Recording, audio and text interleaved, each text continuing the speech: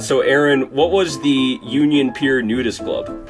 So there was a whole collection of Chicago. They called themselves bohemians, but we might call them hippies or counterculturalists, whatever you want to call them.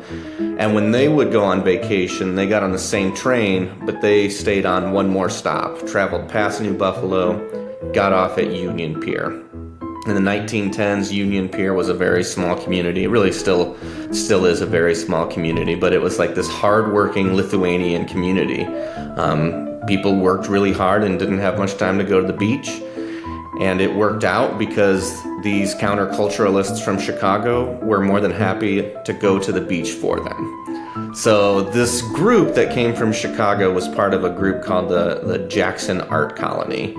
And I describe them in the book as hypothetical artists. Like they were the kinds of people who called themselves artists, talked about what they wanted to do, but hadn't done anything yet. You know, they were debaters, but they weren't writers. They wanted to be writers, but they hadn't become writers yet. So they're all in their 20s and they start going to Union Pier for their vacations.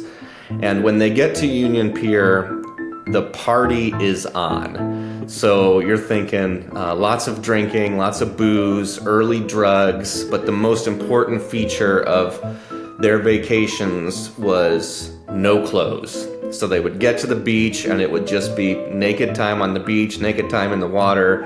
And for the most part, the Lithuanians who worked in town were okay with it as long as what happened out on the beach stayed on the beach. And as we'll learn in a little bit, it didn't always stay that way.